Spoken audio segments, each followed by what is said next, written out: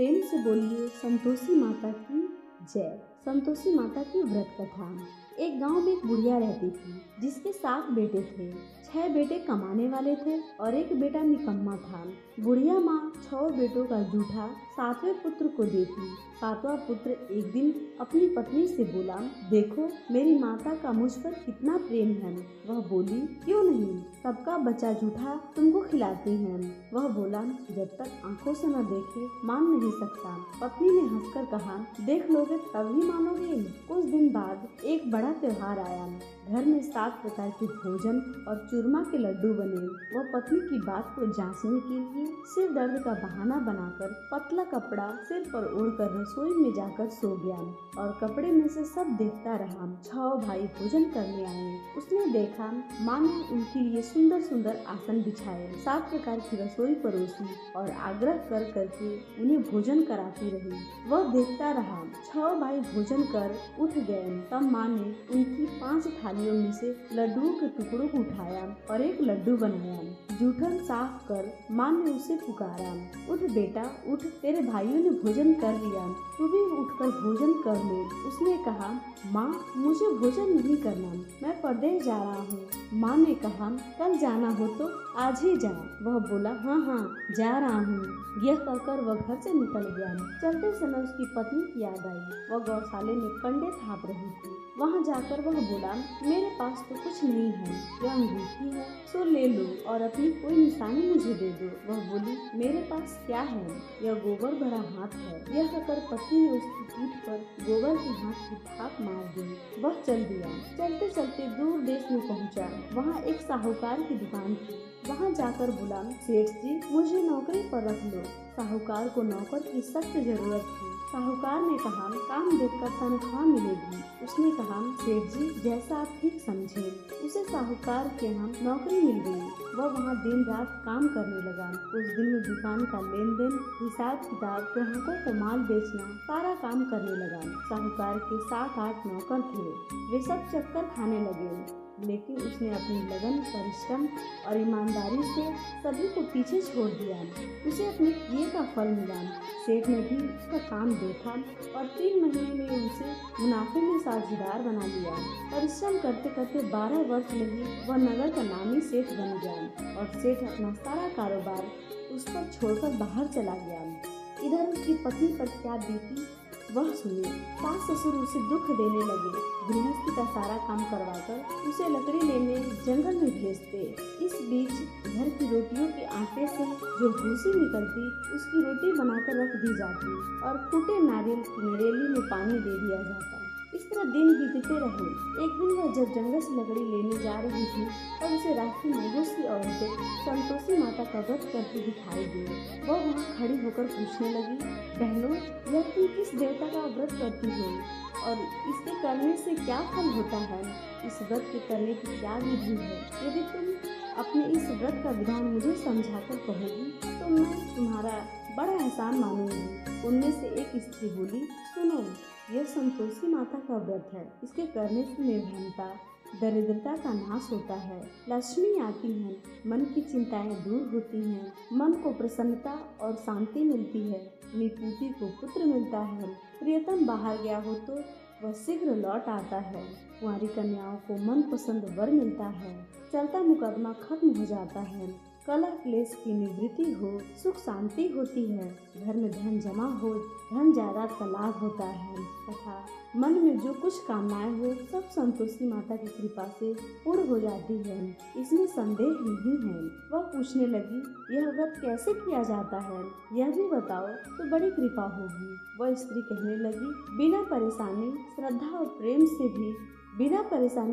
प्रेम से जितना भी बन सके प्रसाद लेना, 5.25 पैसे से 5.25 आने तक तथा इससे भी ज्यादा शक्ति और भक्ति के अनुसार गुड़ और चना में हर शुक्रवार को निराहार रहकर कथा सुनने। इसके क्रम टूटने नहीं चाहिए। लगातार नियम का पालन करना। सुनने वाला कोई न मिले तो घी का दीपक जलाकर उसके आगे जल के पात्र को रखकर कथा कहना, परंतु नियम न टूटे। जब तक कार्य सिद्ध न हो नियम का पालन करना और कार्य सिद्ध हो जाने पर व्रत का उद्यापन करना। 3 माह में माता पूरा फल प्रदान करती हैं। यदि किसी के ग्रह खोटे हैं तो माता 1 वर्ष में अवश्य उनको अनुकूल करती हैं। कार्य सिद्ध होने पर ही उद्यापन करना चाहिए, बीच में नहीं। उद्यापन में 2.5 सेर आटे का खाजा तथा इसी अनुसार खीर तथा चने का साग बनाना, 8 बच्चों को भोजन कराना, जहाँ तक मिले देवर जेठ भाई बंधु कुटुंब के लड़के लेना, न मिले तो रिश्तेदार और पड़ोसियों के लड़के बुलाना, उन्हें भोजन करा यथाशक्ति दक्षिणा देना, माता का नियम पूरा करना। ध्यान रखना उस दिन घर में कोई खटाई न खाए।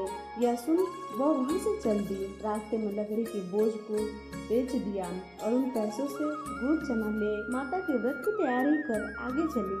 रास्ते में संतोषी माता के मंदिर में जा माता के चरणों में लौटने लगी, विनती करने लगी, माँ मैं दीन हूँ, निपट मूर्ख हूँ, व्रत के नियम कुछ नहीं जानती, मैं बहुत दुखी हूँ।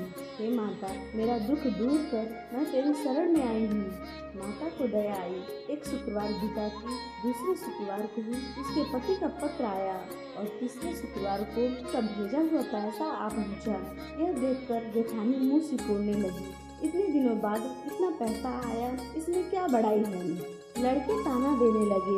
वह संतोषी माता के मंदिर में जाकर मातेश्वरी के चरणों में गिरकर रोने लगी। माँ मैंने तुमसे पैसे नहीं मांगा, मुझे पैसे से क्या काम है, मुझे तो अपने सुहाग से काम है, मैं तो अपने स्वामी के दर्शन और सेवा मांगती हूँ। तब माता ने प्रसन्न होकर कहा, जा बेटी तेरा स्वामी जल्दी आएगा।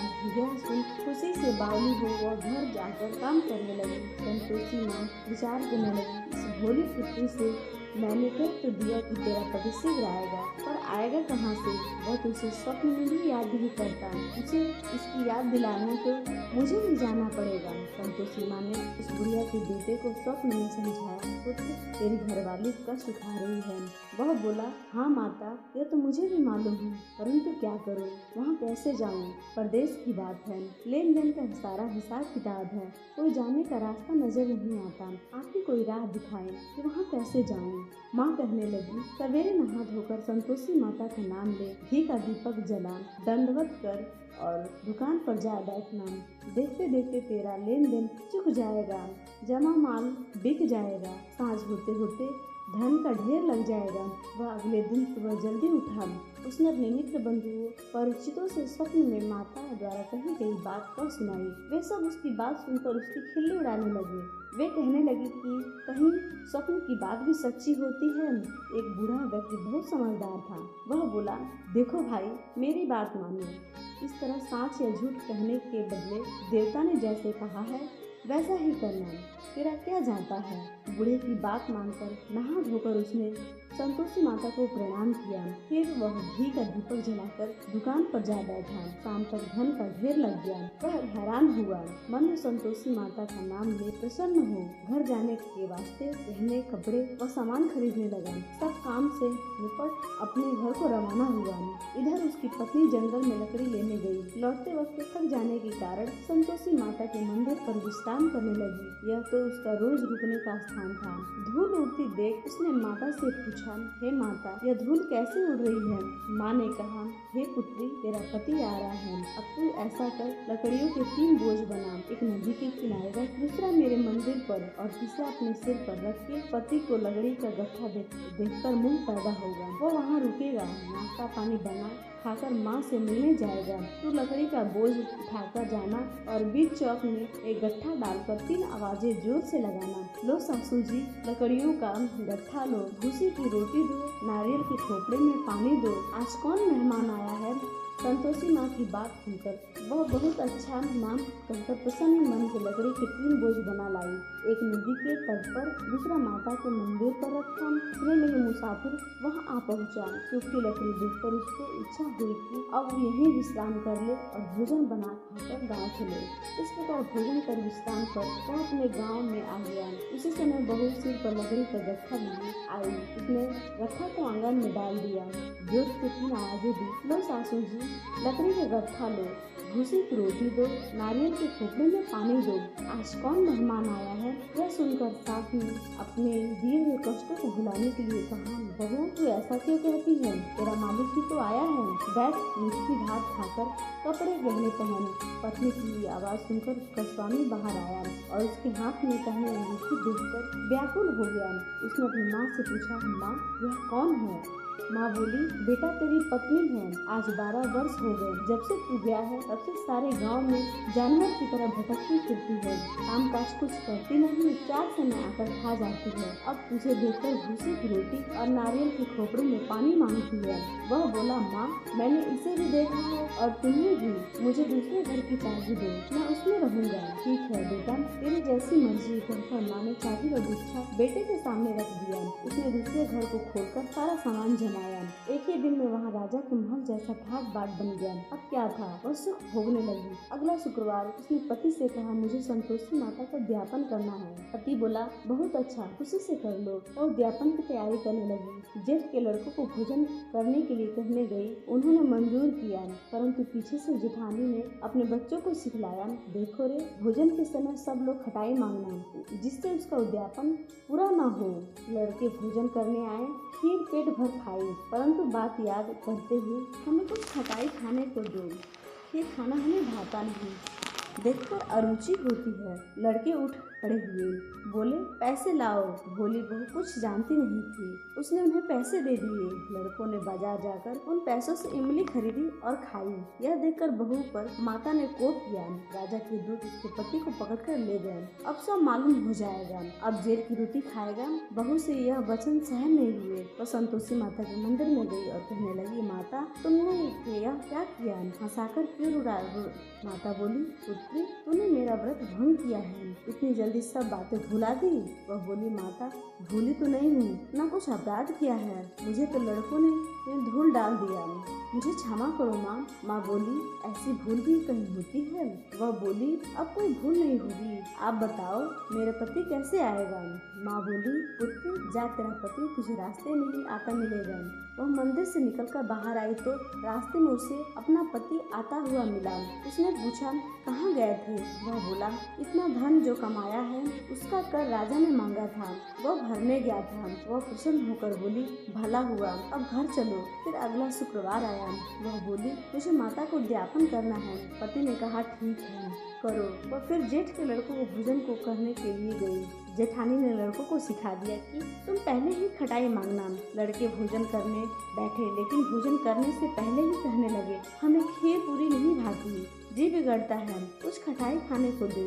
वह बोली, खटाई खाने को नहीं मिलेगी, खाना हो तो खाओ। उनके उठ के चले जाने पर उसने ब्राह्मण के लड़कों को बुलाकर भोजन कराया। दक्षिणा की जगह उन्हें एक एक फल दिया। इससे संतोषी माता प्रसन्न हो गई। माता की कृपा से 9 माह बाद उनको चंद्रमा के समान एक सुंदर पुत्र पैदा हुआ। पुत्र को लेकर वह प्रतिदिन संतोषी माता के मंदिर में जाने लगी। माँ ने सोचा कि यह रोज आती है, आज क्यों न मैं ही इसके घर चलूं, इसका आसरा देखूं तो सही। यह विचार कर माता ने भयानक रूप बनाया।